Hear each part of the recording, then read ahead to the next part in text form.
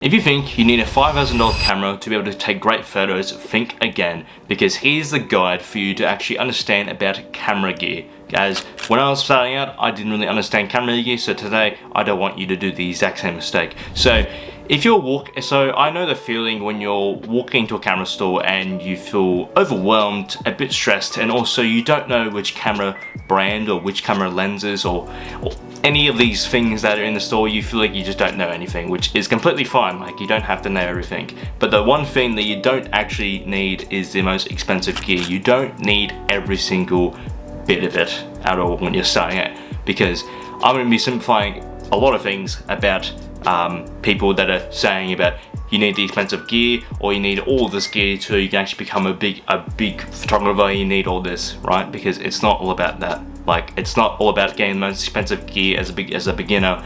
The one thing that you just need to do is just focus on your own skills.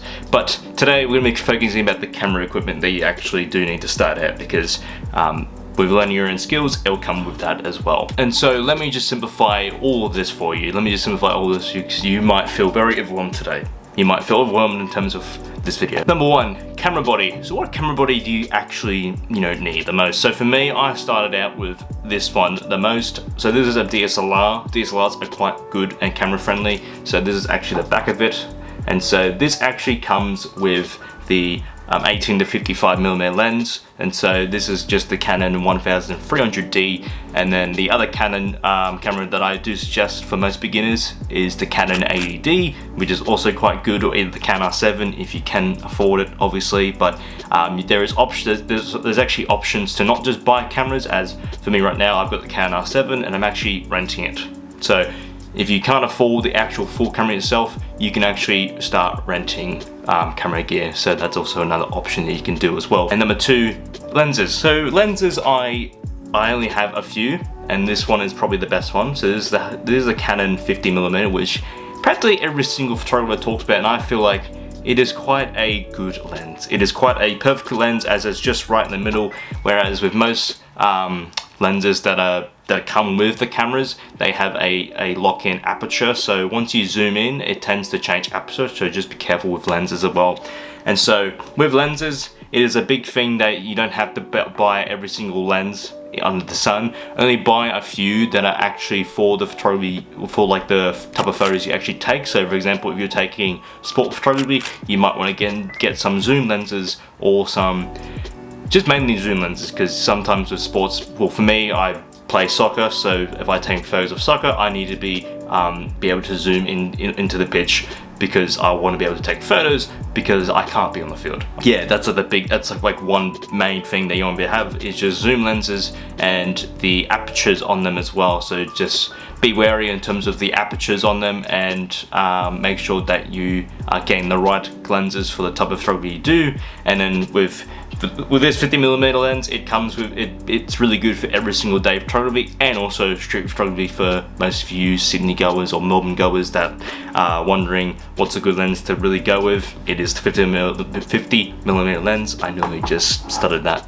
And number three is just accessories such as SD cards, and actually the biggest one that I actually suggest was the LaCie storage. So make sure you have a lot of storage in terms of your photos, and also SD cards are quite important. And so the LaCie is also a really good thing to actually store photos with as well. So I think it takes about like a terabyte or maybe more. I'm not really too sure, but it takes about a terabyte, I know that. But yeah, SD cards, make sure to get some really good ones, as I suggest to grab. I'll put it on the screen because I can't actually say the name. That's like the one SD cards I go with, is just like 250 gigabytes worth of storage, and that way you can actually just keep on taking photos and also videos as well. That's the main thing. Just be able to have storage, SD cards. And if you want to go an ND filter, that's probably the one thing I really suggest. All the other filters, don't really worry about them until you want to get into other types of photography, such as cars, where you want to have a filter that actually gets rid of all reflections. I can't remember the name of it. And also, just a pro tip as well for me personally, is your camera settings such as ISO, aperture, and shutter speed, which is also three good things that I've always talked about in terms of those three, because I struggled with most of them because I didn't actually understand or actually learn about them. So today I'm going to give you a pro tip. Actually educate yourself in terms of what these three actually do, because that's the reason why you're taking photos. Like, that's how you're taking photos in terms of the lighting. Lighting is also quite important, so just make sure to mix around and experiment with your shutter speed, apertures and ISO and stuff, because they all come to play with all different types of styles of photos as well. And so with just this setup itself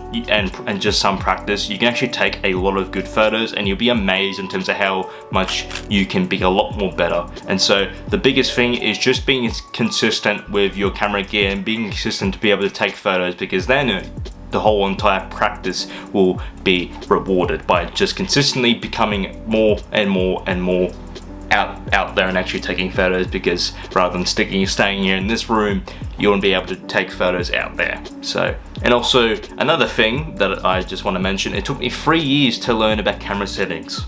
3 years, so I'm putting a whole entire video into this, and so I just want to put out there that I do have a free camera setting cheat sheet that is completely free to download, and also if you have it on your phone, you can actually look at it without even using Wi-Fi or mobile data too.